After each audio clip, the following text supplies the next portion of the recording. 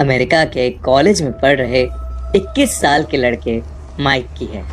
Christmas की जोरों शोरों से तैयारियां चल रही थी और सभी स्टूडेंट्स को घर जाने के लिए वेकेशन मिला था। पर माइक और उसका रूममेट मैटी दोनों ही एक स्पेशल प्रोजेक्ट पर काम कर रहे थे, जिसकी वजह से वो घर नहीं गए और कॉलेज हॉस्टल में ही रुके हुए थे। क्रिसमस से 2 दिन पहले मैटी और माइक रात में बैठकर एक हॉरर मूवी देख रहे थे। मूवी के बाद दोनों अलग अलग हॉरर लेजेंड्स की बात करने लगे। तब पहली बार मैटी ने माइक को ब्लडी मैरी के किस्से के बारे में बताया। उसने कहा कि अगर कोई इंसान अकेले शीशे के सामने जाकर 3 बार ब्लडी मैरी को पुकारे तो वो शीशे से निकल कर आती है और उस इंसान को मार देती है। ब्लडी मैरी का किस्सा माइक को बहुत दिलचस्प लगा और उसने ब्लडी मैरी को बुलाने का मन बनाया। उसने देर रात बाथरूम में जाकर शीशे के सामने 3 बार ब्लडी मैरी का नाम पुकारा। Bloody Mary, bloody Mary, bloody Mary.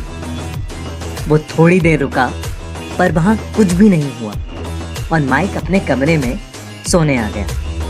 रात में सोते हुए माइक को एक सपना आया कि वो एक बहुत बड़े समुद्र में अकेला खड़ा था और उसके आसपास दूर दूर तक कोई नहीं था, लेकिन पानी की रिफ्लेक्शन में उसे किसी औरत की परछाई दिख रही थी।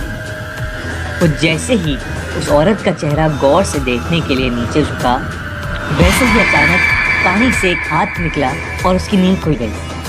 जब उसने आसपास देखा तो बगल में उसका रूममेट मैटी आराम से सो रहा था। बहुत कोशिशों के बाद माइक को भी नींद आ गई।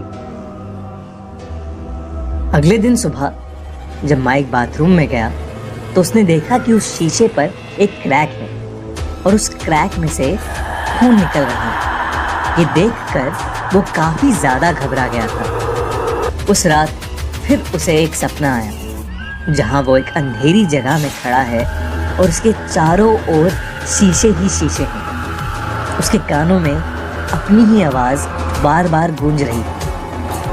Bloody Mary, bloody Mary, bloody Mary, bloody Mary, bloody Mary, bloody Mary, bloody Mary, bloody Mary, bloody Mary, bloody Mary, bloody Mary, bloody Mary. धीरे धीरे सारे शीशे क्रैक होने लगे।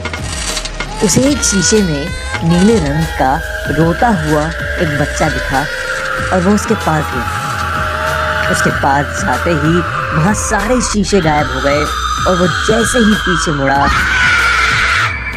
वहां ब्लडी मैरी खड़ी थी। ये देखकर उसकी नींद वापस खुल गई और उसने घबरा कर अपने दोस्त मैटी को भी नींद से जगा दिया।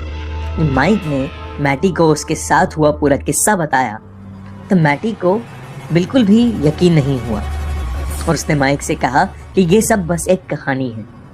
पर माइक के बहुत कहने पर उन दोनों ने उस रात ब्लडी मैरी को वापस बुलाकर उससे माफी मांगने का प्लान बनाया। इस बार उन दोनों ने ब्लडी मैरी को बुलाने के पूरे रिचुअल को फॉलो करके ब्लडी मैरी को 3 बार आवाज लगाई, पर कोई भी नहीं आया।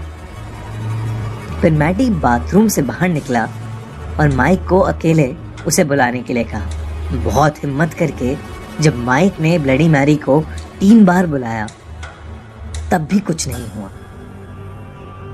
मैटी बाहर से बोलने लगा कि माइक बहुत ज्यादा सोच रहा है और ये सब सिर्फ एक कहानी है।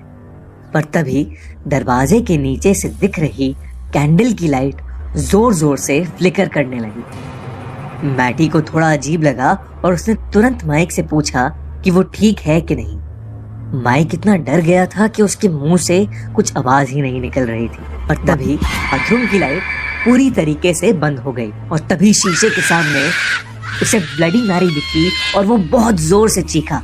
मैटी उसकी चीख सुनकर बेहद घबरा गया था और उसने दरवाजा खोलने की बहुत कोशिश करी पर दरवाजा नहीं खुला। उसने जल्दी जल्दी नीचे से गार्ड को बुलाया और दरवाजा तोड़वाया। जब दरवाजा खुला तो मैटी ने देखा कि वो शीशा टूटा पड़ा था और माइक का सर बाथरूम के सिंक में पानी में डूबा हुआ था। माइक को तुरंत हॉस्पिटल ले जाया गया लेकिन वो बच नहीं पाया। मैटी उसकी मौत के लिए अपने आप को जिम्मेदार मानता है और ब्लडी मैरी का नाम अपनी जुबान पर कभी नहीं लाता।